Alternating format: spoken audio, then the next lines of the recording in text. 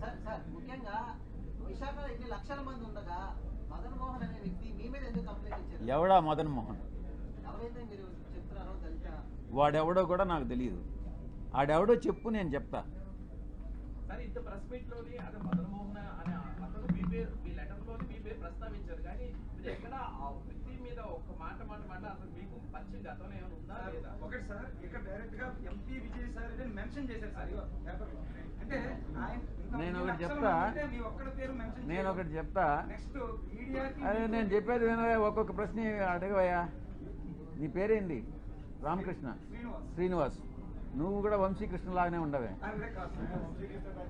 వంశీకృష్ణ కన్నా ఎక్కువ. చూడు, వాడే ఆ మదన్ మోహన్ అనేవాడు ఈయన చెప్పాడే, ఆ మదన్ మోహన్ అనేవాడు వంశీకృష్ణ మీద ఆరోపణలు చేసి ఉంటే ఇదే రకంగా రియాక్ట్ అవుతారా? నేను ఒక్కటే చెప్తా ఉన్నా, silence please, silence please, silence please. అక్కడ మన వాలంటీర్స్ ఎవరు ఉంటే ఆపండి అమ్మా, అక్కడ ప్లీజ్ మాట్లాడదని చెప్పండి. మాట్లాడాలంటే బయట పోయి మాట్లాడుకోండి సార్. ఒక్క నిమిషం సార్, నేను ఒకటే చెప్తా ఉన్నా, శ్రీనివాస్ మీ వంశీకృష్ణకు కూడా చెప్పు, ఇదే మహిళ పైన, ఇదే మహిళ మీద ఏదైతే ఆరోపణలు చేశాడో మీ వాడు వంశీకృష్ణ గాడు, అదే మహిళ కమ్మ సామాజిక వర్గానికి చెందిన మహిళ అయితే ఈ ఆరోపణలు చేస్తాడా నేను ప్రశ్నిస్తా ఉన్నా. చెప్పు. నేను చెప్పా. రెండో విషయం, ఈ మదన్ మోహన్ అనేవాడు నన్ను ఎన్నిసార్లు కలిశాడు? ఈ మదన్ మోహన్ అనేటటువంటి వాడు నా దగ్గరకు వచ్చి 2 సార్లు స్కాలర్షిప్ దేనికోసమో 2 సార్లు వచ్చాడు. చాలామంది వస్తుంటారు, మీరు కూడా వచ్చారు, ప్లాట్ల కోసం వచ్చారు. నేను చేయగలిగింది చేశా, అదే రకంగా వాడికి చేశా. మదన్ మోహన్ అనేటటువంటి వాడు సాయిరెడ్డి మీదనే ఎందుకు కంప్లైంట్ చేశాడు అని అంటే, దానిలో ఆంతర్యం అర్థం చేసుకోలేనటువంటి అమాయకుడు అంటవయ్యా శ్రీనివాస్ నువ్వు. మీ వంశీగాడిని అడుగు, వాడు చెప్తాడు బాగా దీనికి సమాధానం, నేను కాదు చెప్పాల్సింది. మదన్ మోహన్ అనేవాడు వంశీగాడిని అప్రోచ్ అయ్యాడా లేదా, ఎందుకు అప్రోచ్ అయ్యాడు, వాళ్ళిద్దరి మధ్యన ఉండేటటువంటి అండర్స్టాండింగ్ ఏంది అన్నటువంటిది మీ వంశీగాడిని అడుగు, చెప్తాడు. రైట్. నెక్స్ట్, ఆరోపణలు వచ్చిన తర్వాత ముందు ఫస్ట్ ఏం జరిగిందని నాకే తెలీదు, నాకు సంబంధం లేనటువంటి విషయం. నాకన్నా ముందు మీకే తెలిసింది ఏం జరిగిందని అనేది. ఆ తర్వాత అర్థం చేసుకొని ఆధారాలు సేకరించి దాని మీద రియాక్ట్ అయ్యేదానికి 3 రోజులు పట్టింది. 3 రోజులు కాకుంటే 4 రోజులు పట్టొచ్చు. ఎవరైనా తమరు ఏ ఛానల్ నుంచి కొంచెం పైకి లేచి మాట్లాడితే బాగుంటుంది. మీకు శాంతి గారికి ఎలాంటి పరిచయం ఉంది సార్? మీకు శాంతి గారికి ఎలాంటి పరిచయం ఉంది? 2016లోనే ఆమె మీరు ఢిల్లీ తీసుకెళ్లారు అనేది ఒక ఆరోపణ మీ మీద. నీకు, నీ పేరేంది? ఉదయ్ సార్ నా పేరు. ఉదయ్. నీకు నాకు ఏం పరిచయం ఉంది? ఎన్నిసార్లు కలిసాం చెప్పు, నువ్వే చెప్పు. చెప్పరా బాబు, నువ్వు ఎన్నిసార్లు మన ఇద్దరం కలిసాం చెప్పు, నిజం చెప్పు. నువ్వు లేదు, ఆరోపణలు చేస్తే వస్తాయిరా బాబు. నువ్వు ఎన్ని గంటలు కలిసావు? నువ్వు నేను ఎన్నిసార్లు కలిసాం చెప్పరా బాబు. మనం కలవలేదు కదా, ఇప్పుడు కలిసాం కదా, ఇంక 2 సార్లు కలుస్తాం కదా, 4వసారి ఆరోపణలు చేస్తాం మన ఇద్దరం గే అని చెప్పి ఎవడన్నా అంటే ఏం చేస్తారా బాబు?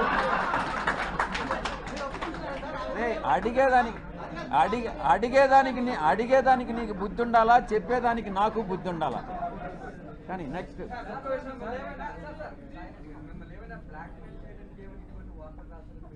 వాడిని అడుగు, వంశీకృష్ణ గారిని అడుగు, చెప్తాడు. నిజాలు ఏందనేది వంశీకృష్ణ గారిని అడుగు. నేను వాడిని పార్లమెంట్కి ఈడుస్తా, ప్రివిలేజ్ కమిటీకి ఈడుస్తా, వాడి మీద కేసులు పెడతా. ప్రతి క్షణం సాయిరెడ్డి అనే వాడిని నేను ఎందుకు కలిపెట్టానా అని జీవితంలో వాడు పశ్చాత్తాపపడేటట్టు చేస్తాను అని నేను మీ అందరి ముందు చెప్తాను. వాడెవడో నాకు వంశీ అనే వాడెవడో నాకు తెలియదు. నేను ఇంతవరకు వాడిని కలవలేదు, వాడిని కలవాలనే ఉద్దేశం నాకు లేదు. నా మీద ఆరోపణలు చేశాడు. నేను వాడిని డెఫినెట్గా చట్ట ప్రకారం, నేను చట్టానికి అతీతంగా నేనేం చేయను. వాడిని డెఫినెట్గా చట్ట ప్రకారం వాడి మీద చర్యలు తీసుకోబడతాయి. వాడు ఎట్ట చేస్తాడయ్యా ఈ వంశీగాడు?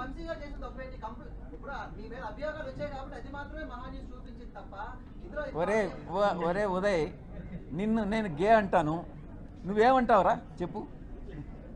నేను ఆరోపణ చేశాను నీ మీద. అవునరా, నీకే పుట్టాడనే నమ్మకం. అది రెడీ, అది తీసుకురా, పోయి తీసుకురాపోరా, నీ సర్టిఫికేట్ తీసుకురాపో. నెక్స్ట్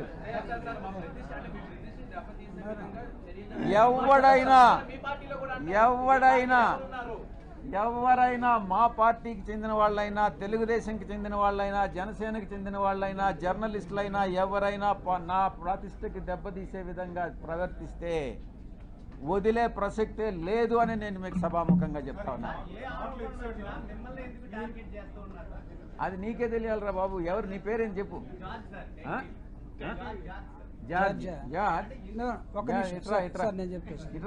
ముందుకురా.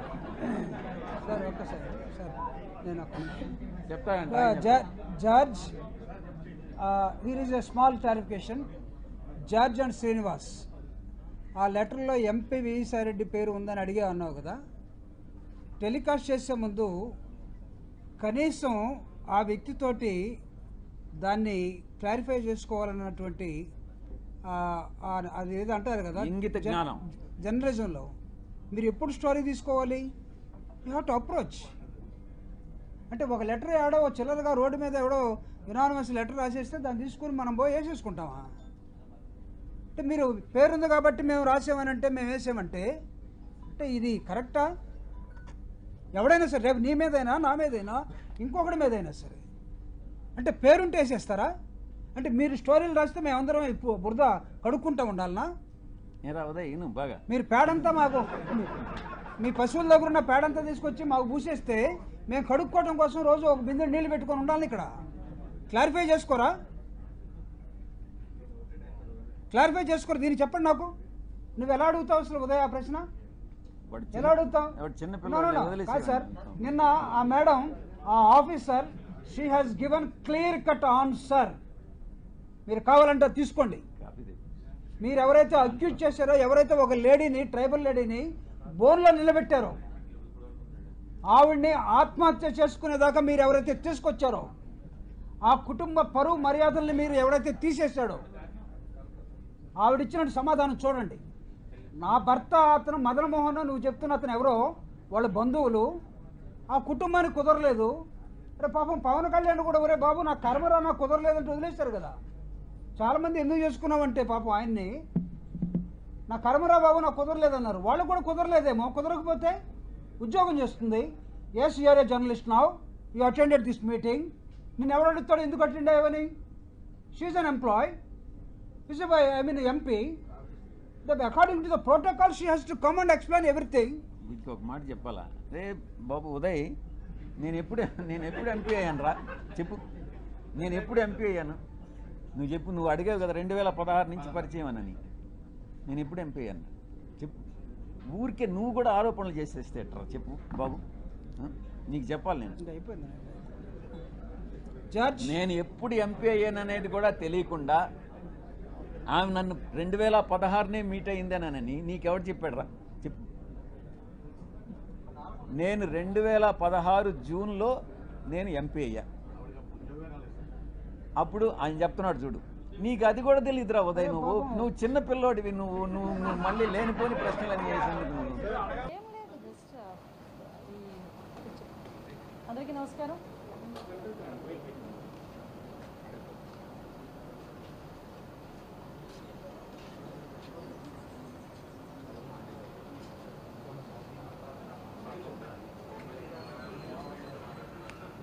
అందరికీ నమస్కారం అండి. ఇప్పుడే మన హానరబుల్ సీఎం గారు నారా చంద్రబాబు నాయుడు గారి దగ్గర ఈ లా అండ్ ఆర్డర్ ఇష్యూ, అదేవిధంగా గాంజా డ్రగ్స్ విషయం గురించి ఒక చిన్న మీటింగ్, ఒక రివ్యూ మీటింగ్ జరగడం జరిగింది. స్టార్టింగ్ అంటే ఇప్పుడు కొన్ని సందర్భాల్లోని ఒక ముఖ్యమంత్రి ఎలా రియాక్ట్ అవుతారు, కొన్ని సందర్భాల్లో ముఖ్యమంత్రిగా రియాక్ట్ అయితే సిచ్యువేషన్స్ ఎలా ఉంటాయి, ఇవి మెయిన్ ఒకసారి మనం ఆలోచించుకోవాల్సిన అవసరం కూడా ఉంది. ఎందుకంటే ఈ మధ్యకాలంలో మీరు జరుగుతున్న మొన్న ముచ్చుమర్రి ఇష్యూ మనకి అందరికీ తెలుసు. నంద్యాల జిల్లాలోని ముచ్చుమరిలోని ఒక చిన్న పాప 9 ఇయర్స్ బేబీ అమ్మాయి అత్యాచారానికి గురయ్యి అమ్మాయి హత్యకి గురయ్యింది. ఇప్పటికీ కూడా అంటే బాడీ కూడా ట్రేస్ అవుట్ అయ్యే పరిస్థితి కూడా కనిపించలేదు. సో ఇటువంటి సిచ్యువేషన్స్లోని మాట్లాడేటప్పుడు కూడా చాలా క్లియర్గా ఇటువంటి సంఘటనలు ఎందుకు జరుగుతున్నాయి. ఇది ఒక ఎత్తు అయితే నిన్ననే మనం చూసాం ఒక 6 నెలల పసికందు నిజంగా వాడిని రాక్షసుడు అనాలో వాడిని ఏమనాలో కూడా అర్థం కాని పరిస్థితి ఉంది. అటు ఒక చిన్నతాత వరుస అయిన వ్యక్తి ఆ అమ్మాయిని అబ్యూస్ చేయడం, 6 నెలల పసికందు మీద కూడా అత్యాచారానికి ఒడిగొట్టడం నిజంగా చూస్తూ ఉంటే కొన్ని సిచ్యువేషన్ అతని సిచ్యువేషన్ కూడా మేము అక్కడ ఎస్పీ గారిని కూడా నాకు తెలిసిన వెంటనే నేను ఎస్పీ గారితో మాట్లాడడం జరిగింది. ఎస్పీ గారు చెప్పడం కూడా ఏంటంటే కంప్లీట్గా తాగిన మైకంలో, ఎంత తాగాడంటే ఈవెన్ పోలీస్ స్టేషన్కి తీసుకొచ్చిన తర్వాత కూడా అతనికి తెలివి రాలేదు, అప్పటికి కూడా అదే మైకంలో ఉన్నాడు. అలాంటి మైకంలో ఆ పిల్లని చిన్న పసికొందిని అత్యాచారం చేసిన సంఘటన కానీ ఇవన్నీ చూస్తూ ఉంటే చంద్రబాబు నాయుడు గారు నిజంగా స్టార్టింగ్ ఇవే టాపిక్స్ ఎత్తుకున్నారు.